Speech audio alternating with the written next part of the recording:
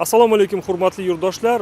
Ayni daqiqalarda biz Termiz shahridagi joylashgan Indenim savdo ko'ngilochar markazining hududida biz hozir bir necha daqiqa avval bu yerda ushbu obyekt favqulodda vaziyatlar vaziri general-mayor Azizbek Ikromov tomonidan tekshirildi va tekshirish natijasida bir qator kamchiliklar bu yerda aniqlandi va tegishli hujjatga asosan ushbu markazning faoliyati vaqtincha to'xtatildi. Ayni qanaqa sabablar bo'yicha Surxondaryo viloyat favqulodda vaziyatlar boshqarmasi bo'limi boshlig'i Dilmurod aka batafsil ma'lumot beradi. Assalomu alaykum. Assalomu alaykum. Hozir ta'kidlab o'tganingizdek, vazirimiz kelib, mana shu ko'ngilochar savdo markaziga kelib, ushbu obyektni yong'in xavfsizligi holati, ushbu yerda tashrif buyuruvchilarga xavf tug'diradimi, yo'qmi holati o'rganib chiqildi. O'rganish jarayonida Indenim savdo ko'ngilochar maskani ma'muriyati tomonidan yong'in xavfsizligi qoidalarini uzoq vaqtlardan beri bajarmasdan kelgan yoki bu yerlarda yong'in yoki boshqa ko'ngilsiz hodisalar sodir bo'lganda insonlarning hayoti, sog'lig'iga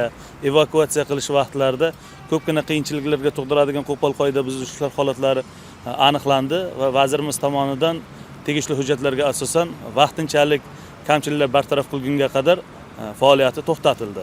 Dilmurod aka, endi yana bitta muhim masala xabarimiz bor. Mana Indenim savdo ko'ngilochar markazi bu Termiz shahridagi eng qoq markazda joylashgan va ushbu markaz har kuni minglab odamlarga xizmat ko'rsatadi. Endi shuni hisobga olgan holda xavfsiz bo'lish kerak, to'g'rimi hudud? Shunday. Binoning ichiga kiraylik, bevosita aniqlangan kamchiliklarni biz tomoshabinlarga ko'rsataylik.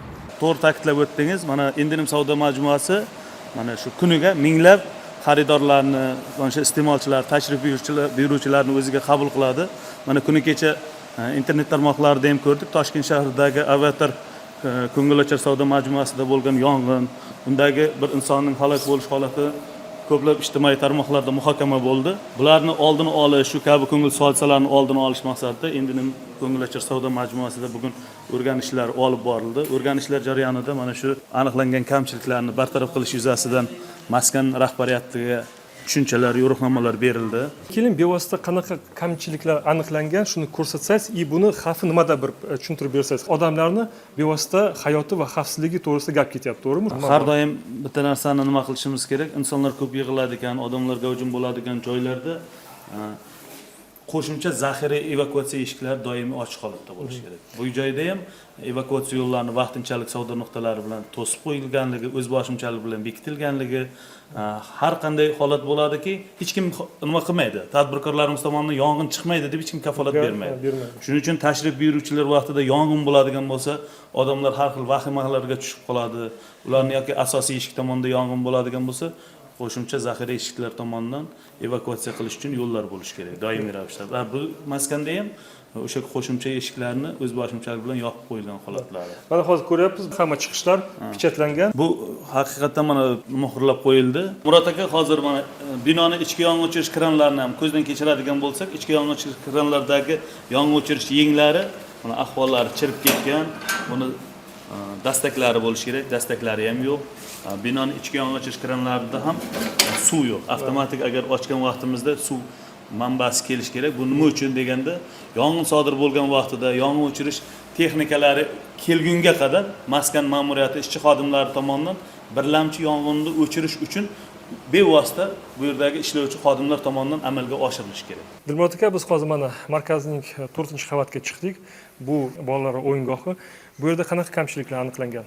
Mana bolalar o'yingohini ham ko'zdan kechirgan vaqtimizda yong'indan xabarlovchi signalizatsiyalar ishlamasligi, tutun so'ruvchi moslamalarni ishlamasligi, bundan tashqari mana shu o'yingohdagi barcha attraksionlarni elektr qurilmalariga o'rnatishlari betartib joylashtirilganligi. Bu esa o'sha kabellarda qizish bilan qizib, yong'in kelib chiqish holatlarini keltirib chiqaradi. Shu maqsadda bolalar o'yingohini ham vaqtinchalik to kamchiliklar bartaraf qilingunga qadar faoliyati to'xtatildi. Hozir biz binoni yerto'la qismidamiz.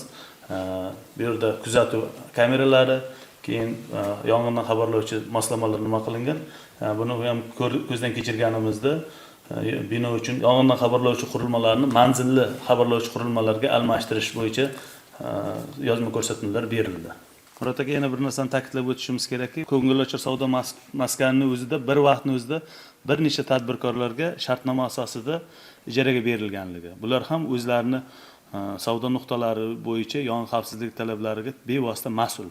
ular tomonidan ham mana shu yong'in xavfsizligi talablari bajarilmaganligi yoki mavjudlarni boya keltirib o'tganimizdek evakuatsiya yo'llarini o'z boshimchalik bilan to'sib qo'yganlik holatlari ham aniqlandi va bu bo'yicha ham maskan rahbarlariga tegishli ko'rsatmalar berib o'tkazildi. Noiloj buni yopilmasa bo'lmaydi, chunki yana bir nimani dedi, odamlar bilan xavfsizlik bilan bog'liq bevosita masala, to'g'rimi bu? To'g'ri aytasiz. Endi mana yopish deganda ko'plar yo'q faoliyati to'xtatilib qo'yildi. Yo'q, bu vaqtinchalik ushbu kamchiliklarni bartaraf qilingunga qadar yopilib vaqtinchalik to'xtatildi.